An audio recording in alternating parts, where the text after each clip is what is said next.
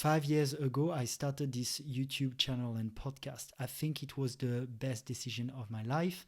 And here are 24 reasons why you'll learn and gain from starting a podcast yourself in 2024. I'm passionate about this because I know many people who have a podcast within them and they end up never sharing. And I think it's sad. So here are the reasons. Number one is public speaking confidence. So regularly sharing your thoughts with an audience will boost your comfort and fluency in public speaking. It's the same for me. When I uploaded my first episode, I was much more insecure, and it's gotten much easier to do public speaking and not have that fear. Number two is clearer communication skills. You'll improve your ability to articulate complex ideas in an engaging and clear manner. Obviously, when I watch myself after an episode, it definitely makes me want to learn to articulate better and to improve my English accent as a French. Number three, self-expression. Podcasting offers a platform for real-time self-expression, allowing you to share your thoughts, feelings, and desires in the moment, much like a verbal journal. It can feel really good to have a place where I can talk about the things I'm passionate about and articulate them. And some of my episodes, they'll be more intentional to help my business, but some they're really just about something I'm passionate about or I just discovered in the moment. It feels really good to have a space to talk about this. Number four, creative storytelling. Crafting engaging episodes will help you develop your ability to tell stories that resonate with listeners.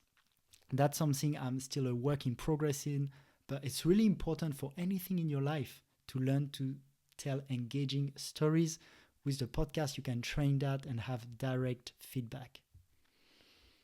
5, networking opportunities. Interviewing guests especially expands your professional network and gives you access to new ideas and opportunities. You can have conversations with people that are way out of your league from a business perspective or influencers perspective because you invite them on a podcast. Let's say there's someone in your network, you want to connect with them, it's going to be much more attractive to them if you go, hey, do you want to be in my podcast? Rather than just go to someone who's super successful in business and be like, hey, do you want to have coffee with me? What do they have to gain from that? Number 6 is audience engagement. So you'll build deep connections with your audience, learning how to create content that keeps listeners coming back for more. It's really nice to have an audience of true fans, and of course it's something that you can leverage for later, but it's also just nice to have, knowing that there are people who resonate with what you're sharing.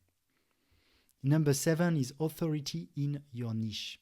Regularly sharing valuable content will establish you as a trusted expert in your field.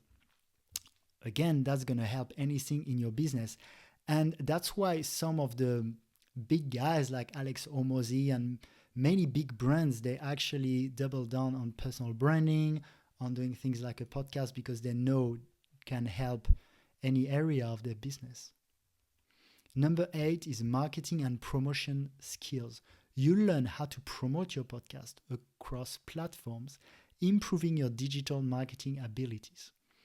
For example, with this podcast, I'm creating clips and reels for Instagram, and I'm leveraging it in different ways. And that's something you learn when you start 1-2. Number 9, content creation, consistency. So releasing episodes on a regular schedule builds discipline and helps you manage content deadlines. For example, when you post on Instagram a little bit randomly, it can be hard to be consistent. But if you have a podcast, it is a great incentive to be more disciplined and more consistent with it, especially if you've promised people that you're going to post every week, for example. Number 10 is time management.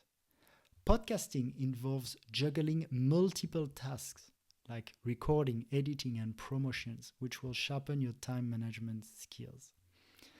And for me, it's been important that way, and also in creating processes. So it makes you more professional with everything. Number 11 is monetization knowledge. You learn how to monetize your podcast through ads, sponsorships, and affiliate marketing, opening new revenue streams. There's many ways you can think of monetizing the podcast. And for me, I'm actually choosing to sell my coaching. So I'm coaching people to start and grow a world-class podcast that aligns with their brand and their business. I put more details in the description if you want to have a call with me. Number 12, adapting based on feedback. Listener feedback helps you refine your content and improve your podcast to better meet audience expectations. So let's say if you were doing your podcast just for self-expression, just like a journal, it's really cool to have an audience that can reflect things back to you, can engage conversation, and you can improve your podcast. That's also going to be a great habit that you develop if later you start a product and you want to improve your product based on feedback. 13, personal branding. Creating a podcast helps you build a personal brand that resonates with your audience across platforms. And I think in the era of today, you want a personal brand. It's going to support everything like your other brands. It's going to open doors for networking. And with a podcast, you have your personal brand, let's say on YouTube, like this one, but also you can easily create clips and repurpose on other platforms. So it can potentially be your Instagram too. 14, editing skills. You'll gain hands-on experience editing episodes, cutting down unnecessary content, and enhancing audio quality. So on this, I think it's really good to teach yourself to be straight to the point and understand what's valuable and not with the editing. When it comes to the more technical editing skills, look, I'm personally not a fan of editing. I've never been into Final Cut and Adobe Premiere and Pro software. I actually really enjoy that now in 2024, you have amazing AI softwares like the one I'm using, Riverside, that really help you cut it in a way that isn't time consuming. But still, it's good to have those skills of understanding, even if it's done by the AI, what's a good edited video. Number 15, thumbnail and title creation. You'll develop skills in designing and engaging thumbnails and writing compelling titles that attract viewers and listeners.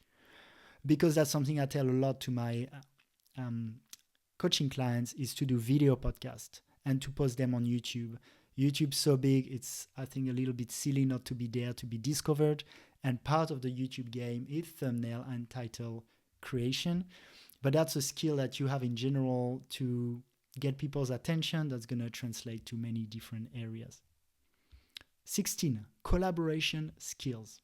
Working with guests, co-hosts, and editors improves your ability to collaborate effectively with others. And that's something that's very valuable because that's a co-creation that you're doing with your guest already. And that can lead to potential business partners or clients. For example, when I do a podcast with someone, they can experience firsthand my professionalism from when I send them the Calendly to book their interview, to the form I send them to prepare, to how I brief them, how I conduct the interview, how I publish, how I promote after, and how I communicate these things. And this is like a mini collaboration that we have where we can feel, oh, maybe we want to work together, maybe we want to co-create more, working together, be it as a business partnership, or maybe they want to be a client. I have some people I have on my podcast, I interview them and they want to start a podcast and they see how flowy it is to work with me and then they want to work with me. And that's a possibility I offer to coaches who think about starting a podcast but want to make it a priority that they get leads and work from it, is that there's always the possibility of having guests that can be potential clients. And these are like almost enhanced discovery calls with people who maybe wouldn't have booked them in the first place. 17, lead generation. Your podcast can generate leads for your business or other ventures, expanding your opportunities for success. This is something I've talked about already a bit in the monetization, but on top of things like affiliate and sponsoring something, you can generate leads through having a freebie, so for example, a little PDF that people can download, or booking a call like you have with me. And there's different ways you can generate leads, but basically if you have a coaching service or consulting, You can build your email list this way and sell your services. Number 18 is creative outlet. Podcasting allows for authentic self-expression and creativity, giving you a fulfilling platform to explore ideas. So having a podcast is something that motivates me to explore new ideas and to report, to do new experiments. Some people have a YouTube channel, for example, where they try something new, like I tried eating only fruits for a week, and report on that. So it can be an incentive to be a little more adventurous. 19, improved listening skills. Hosting interviews hones your ability to listen carefully and ask thoughtful follow-up questions. By the way, do you know who else needs to have great listening skills and ask powerful questions? Coaches. So having a podcast will also help you be a better coach, and your improved listening skills will help any area of your life. If you're a man in a relationship and you need to get better at holding space, that can help too. And I'm sure that helps women too. 20, problem-solving skills. You'll develop resilience and troubleshooting abilities by navigating technical and logistical challenges. Hopefully, you don't have too many, but that's just part of the game when you do a new project like this, is that there might be bugs or things that are a little bit annoying technically, or knowing what equipment to get. And so this will train your problem solving. Actually, that's where I think working with a coach can be helpful to avoid wasting too much time. It's nice to get some problem solving skills, but it's also nice to go faster and not to have to encounter every problem and solve them yourself. 21, thought leadership. Consistently delivering insights on your podcast establishes you as a thought leader in your niche. So people will just understand how you think, how you view things, and they will resonate or not with you, but a lot will. And they will want to connect with you and your mind based on that. And again, build that authority. 22 is empathy and understanding. Engaging with a variety of guests and listeners will broaden your perspective and deepen your understanding of diverse viewpoints. And we live in a world where we're always in echo chambers. And of course, if you have your niche, you don't have to open up to every worldview. But just having those conversations, especially if you go into deep conversation, is going to open your mind. That's beautiful. 23, personal growth. Through exploration of topics and conversations with guests, you'll gain knowledge that fosters your own intellectual and emotional growth. So of course you'll learn so much. And actually that's one of the main reasons I started podcasting, is I just wanted to learn. And again, you can connect with the top of the top, the creme de la creme. So I can ask my questions directly to a renowned influencer that wouldn't have time for doing that with me in general. I can ask my questions to a top coach that usually would charge $1,000 for that hour together. But because it's on my podcast, I don't need to pay for it. And number 24 is purpose, is doing what you came here to do on planet Earth, fulfilling your soul's mission. I know most of the people who listen to me, they are light leaders. They are people who came to us to assist the rise in consciousness. And what a better way to do that than a podcast and a YouTube channel in an age of information where these personal brands, this online content, they impact people by the millions and the billions.